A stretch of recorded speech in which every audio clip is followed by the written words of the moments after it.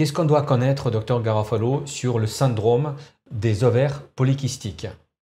Alors, le syndrome des ovaires polykystiques, le diagnostic se fait selon 3 critères. Il faut qu'il y ait 2 critères sur 3 pour dire qu'on est en syndrome des ovaires polykystiques. Un, à l'échographie, on a un ovaire qui a plus de 20 follicules. Un ovaire sur 2, d'accord, qui a plus de 20 follicules. 2, c'est de savoir si vous avez des cycles menstruels qui sont longs, c'est-à-dire plus de 40 jours.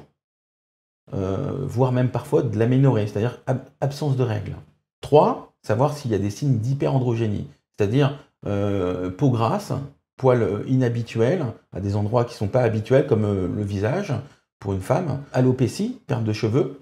Dans ce cas-là, s'il y a 2 critères sur 3 qui sont positifs, on peut parler de syndrome des ovaires polykystiques. Ces femmes, le problème, c'est qu'elles évoluent inéluctablement vers un syndrome métabolique, vers un diabète. D'accord, donc la maladie, une des maladies graves liées au vieillissement prématuré. Alors comment et pourquoi elles évoluent vers ce type de pathologie? Elles ont une fuite urinaire 5 fois plus élevée qu'une femme normale d'une vitamine qu'on appelle la vitamine B7 qui s'appelle l'inositol. Cette vitamine, elle va permettre de réguler le niveau de glycémie, et si vous avez des troubles de glycémie, vous allez stimuler le pancréas qui va fabriquer plus d'insuline et vous allez vous retrouver dans un système d'insulinorésistance. Et cette insuline va stimuler la production d'hormones mâles au niveau des ovaires, qui va être à l'origine des signes d'hyperandrogénie. Donc, l'apport de cette vitamine va permettre de prévenir le syndrome métabolique et le diabète. Donc, c'est important de supplémenter toutes les femmes qui sont SOPK en inositol et de faire en sorte qu'elles soient dans une tendance plutôt pauvre en sucre, low carb, au niveau de leur régime alimentaire, car ça va leur permettre de calmer un peu les hormones mâles, d'optimiser leur fertilité. C'est souvent le cas. On va souvent dire à ces femmes, vous allez avoir du mal à avoir des enfants, parce que ces hormones mâles, elles vont pas favoriser une grossesse optimale, hein, et elles ont souvent des troubles de la fertilité, et on va dire à ces femmes, vous allez avoir du mal à avoir des enfants, et alors que c'est tout le contraire si on les met dans cette tendance pauvre en sucre et qu'on optimise justement la prise de vitamine B7. Pourquoi l'hormone de croissance est méga importante pour le bon vieillissement, docteur Garofalo? Alors l'hormone de croissance va avoir un impact sur la qualité de vie. On a une qualité de vie qui va être diminuée si l'hormone de croissance est diminuée. Si on est carencé en hormone de croissance, on sera beaucoup plus fatigué, on aura des troubles du comportement également. On peut avoir des tendances un peu explosives, on peut avoir des sensations où on a du mal à gérer son stress aussi, on peut avoir plus d'anxiété. Et également, on peut avoir sur le plan esthétique des relâchements de la peau qui sont exagérés, c'est-à-dire des têtes un peu comme la tête de Droopy, avec des relâchements très importants de la peau. Donc c'est important de vérifier s'il n'y a pas justement des carences en hormones de croissance pour ces patients-là. Et nous, on a sur le plan biologique un dosage possible qui est l'IGF-1, qui est en fait qui nous donne un peu le niveau de l'hormone de croissance qui est le plus stable au niveau du sang. Est-ce qu'on peut par la suite, si on constate qu'on sait qu'on n'est pas à un bon équilibre, est-ce qu'on peut rectifier cela? Alors il faut savoir que l'hormone de croissance, elle est fabriquée lors de la première phase du sommeil et elle rentre en compétition avec l'insuline. Donc si le soir vous consommez du sucre, vous allez stimuler le pancréas qui va fabriquer de l'insuline et qui va rentrer en compétition avec la fabrication, la sécrétion d'hormones de croissance. Vous allez diminuer votre sécrétion d'hormones de croissance et vous allez vous retrouver en carence progressive d'hormones de croissance.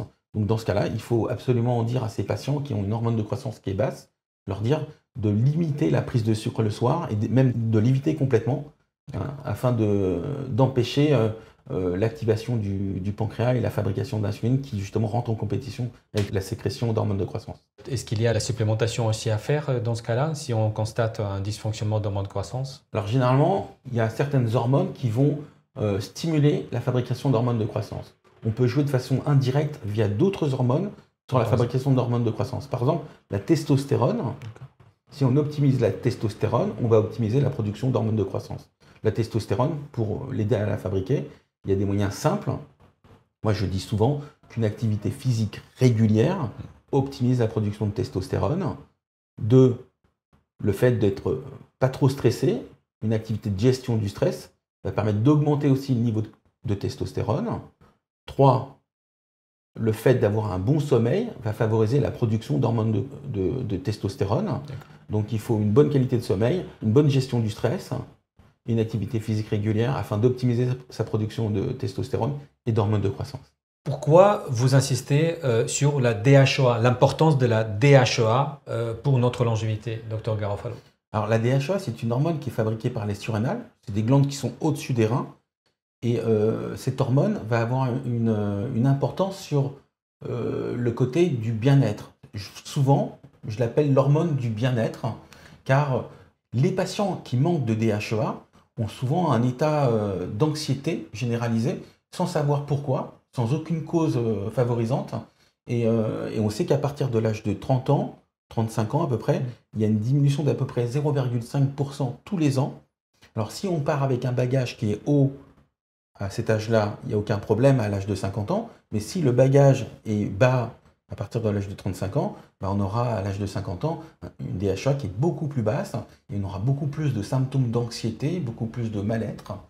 Beaucoup de femmes appellent la DHEA l'hormone de la jeunesse éternelle, parce qu'elle va jouer sur la qualité de la peau, le relâchement de la peau. Ça va jouer également sur les muqueuses. Des patientes qui ont des DHEA basses vont avoir plus de sécheresse oculaire, buccale, vaginale, intestinale. Donc ça va jouer également sur l'immunité. Ça va jouer sur la qualité des muscles. On peut avoir de la sarcopénie, une baisse de la force musculaire quand on a une DHEA qui est basse. On peut avoir également plus de problèmes osseux. Il faut savoir qu'une partie de la DHEA se transforme en œstrogène.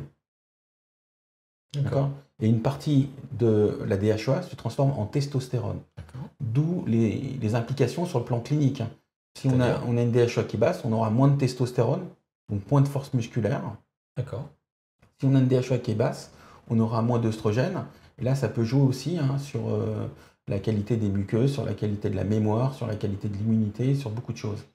Donc la DHEA, la DHEA basse, elle va jouer sur l'accélération du vieillissement finalement, parce que tout ça, ce sont les processus de vieillissement, si je comprends bien.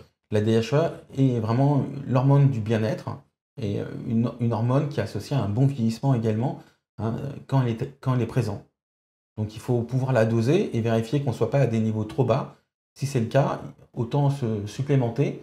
Mais là aussi, il faut faire attention, car il peut y avoir, comme je le disais, la DHEA, une partie se transforme en œstrogène, une autre partie en testostérone. Quel est l'impact alors sur la supplémentation?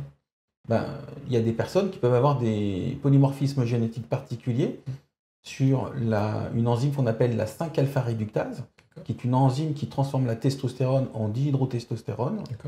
Et ces personnes-là, malheureusement, si on leur donne de la DHEA, vont augmenter le pool de testostérone.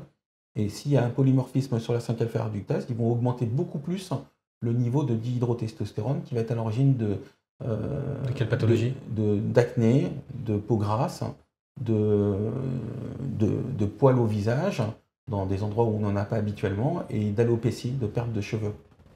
Donc dans ce cas-là, pour ces personnes-là qui ont ce type de polymorphisme génétique, il faudra faire attention à soit ne pas donner de DHEA, soit donner des petites doses de DHEA en étant prudent et en essayant de bloquer de façon naturelle cette enzyme, cette 5-alpha-réductase, par des moyens très naturels de la phytothérapie ou certaines vitamines, certains minéraux qui peuvent agir sur cette 5-alpha-réductase afin de la mettre un peu en sourdine.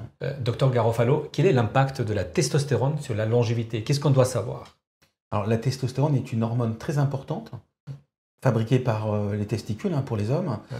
Donc elle va avoir un impact de protection sur la prostate. On sait que ça va protéger du cancer de la prostate. Plus vous avez un niveau de testostérone qui est bas, et plus vous avez un risque augmenté de cancer de la prostate. On sait que les cancers de prostate sont beaucoup plus agressifs quand les niveaux de testostérone sont de plus en plus bas. Et comment alors on va savoir, si on est trop bas en testostérone, donc si on est en danger de développer les cancers de la prostate, et qu'est-ce qu'on peut faire? Est-ce qu'il faut doser la testostérone? C'est la question. Alors, il faut doser la testostérone. À partir de quel âge? On peut la doser même à partir de 30 ans, de façon très jeune. Il y en a qui ont des hypogonadismes primitifs, voire secondaires. ça peut être dû à des perturbateurs endocriniens, ça peut être dû à des métaux lourds. Il y a plein de facteurs favorisant des hypogonadismes. Donc c'est à rechercher. Il faut vérifier s'il n'y a pas une testostérone qui est basse. Et pour ça, on va s'orienter sur la clinique, évidemment. Donc quelqu'un qui a une testostérone qui est basse, le premier indicateur, c'est souvent l'hémoglobine. Juste le fait de faire une NFS, une numération formule sanguine, en regardant l'hémoglobine, on peut avoir une idée et se dire, est-ce qu'il n'y a pas une testostérone qui est basse? L'hémoglobine, plus elle est basse, et plus il faut se poser la question, est-ce que, un, évidemment, il y a une perte de sang, mais deux, est-ce qu'il n'y a pas une testostérone qui est basse? La testostérone favorise l'érythropoïèse, la fabrication des globules rouges. Plus l'hémoglobine est basse, et plus on se dit, est-ce qu'il n'y a pas un problème de testostérone qui est en rapport avec cette fabrication d'hémoglobine? Qu'est-ce qu'on peut faire à partir du moment où on s'aperçoit que notre testostérone est basse? Déjà, à quel niveau elle doit être pour ne pas être basse? Ou quel est le taux d'alerte, je dirais même, par rapport à la testostérone? C'est souvent des symptômes cliniques. Un homme qui se sent fatigué, qui a plutôt une pâleur, parce que l'hémoglobine, ça va donner un teint hâlé, un beau teint. Quand on a une testose qui est basse, on est plutôt pâle. On a de la fatigue, car vous savez que la testostérone, c'est vraiment l'hormone qui va favoriser le muscle. Vous regardez Schwarzenegger, il est musclé, il a de la testostérone.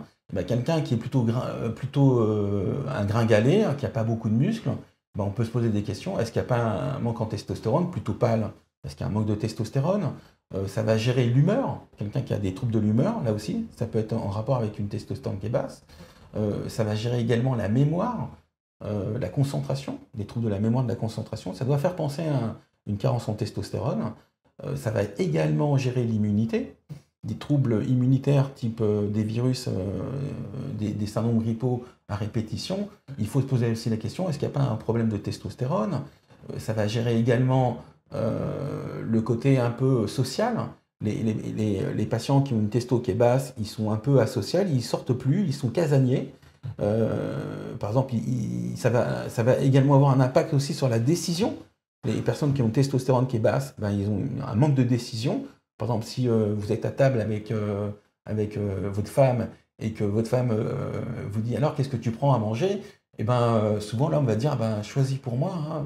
Il ne sait pas quoi choisir, il a un manque de décision. Comment est-ce qu'on peut corriger alors le manque de testostérone pour se protéger de nombreuses pathologies, de nombreuses maladies, dont le cancer de la prostate? Alors, la première chose, comment l'augmenter de façon naturelle? C'est ce que j'aimerais répondre. Ouais. L'activité physique va favoriser l'augmentation de la testostérone. Courir ou faire de la muscu? Une activité physique normale de marche, juste de la marche, au moins 8000 à 10 000 pas par jour, 5 km par jour, c'est quelque chose à son rythme. Ça va augmenter la testostérone. Il n'a pas besoin de faire des efforts extrêmes, hein, mais évidemment, faire de l'activité physique régulièrement. Première chose. Jours. Ensuite. 2, la gestion du stress. Le stress va casser la testostérone. Wow. Donc il faut ne pas hésiter à faire des exercices de respiration. Moi j'aime beaucoup dire aux patients, télécharger des applications sur smartphone comme Respirelax, Petit Bambou, ce genre de choses. Ouais. Ça peut être sympa pour gérer son stress par rapport à la respiration. 3, avoir un bon sommeil. Quelqu'un qui a des troubles du sommeil va avoir une testostérone qui va baisser. Une nuit sans sommeil, ça fait chuter la testostérone. Donc c'est très important d'avoir un bon sommeil, une gestion du stress et une activité physique régulière. Ça permet d'augmenter naturellement votre testostérone. Après, si malgré tout ça, et des fois c'est compliqué d'avoir ces 3 éléments qui soient bons. S'il n'y a pas malheureusement d'augmentation de la testostérone et que c'est documenté sur le plan biologique, là on peut donner des plantes qui vont booster un peu aussi le niveau de testostérone. Et si ça ne suffit pas, il peut y avoir une prise médicamenteuse qui va être évaluée par votre médecin. Docteur Garofalo, quel est un autre danger de la testostérone basse? Alors, l'un des dangers qui est vraiment significatif, c'est quand même les troubles cardiovasculaires. On sait que la testostérone va permettre d'avoir des artères qui sont saines, et une testostérone qui est basse va faire le lit de l'athérosclérose, de l'athérome. Souvent d'ailleurs, les personnes qui ont des troubles de la libido par testostérone basse vont consulter des urologues qui, eux, la première chose qu'ils vont faire, c'est de dire allez voir un cardiologue. Parce que des troubles de la libido, c'est souvent associé à des troubles cardiovasculaires avec des coronaires qui sont un peu obstrués. Quel sera le mot de la fin pour vous, docteur Garofalo, à la fin de cet entretien? Moi, je dis souvent à mes patients, il faut être bien dans sa tête, dans son assiette et dans ses baskets. Tête, assiette, basket. La tête, il faut avoir une bonne optimisation de la gestion du stress, un bon sommeil, c'est très important. L'assiette, évidemment, c'est des bons aliments, hein, pas des aliments ultra transformés, des aliments qui soient bruts, frais, des aliments qui soient bio, avec pas de pesticides, des aliments qui soient riches en oméga 3, du poisson, des aliments qui soient pas riches en acides gras saturés, trans, des aliments qui soient les plus frais possibles afin d'optimiser le microbiote. Et évidemment, les baskets, c'est hyper important, on le sait, hein, l'activité physique régulière, entre 8000 et 10 000 pas par jour, ça va optimiser vraiment une bonne qualité de santé. Docteur Garofalo, merci beaucoup. C'était un magnifique entretien sur la prévention et comment on peut vieillir en belle santé et en pleine autonomie. Merci beaucoup. Merci.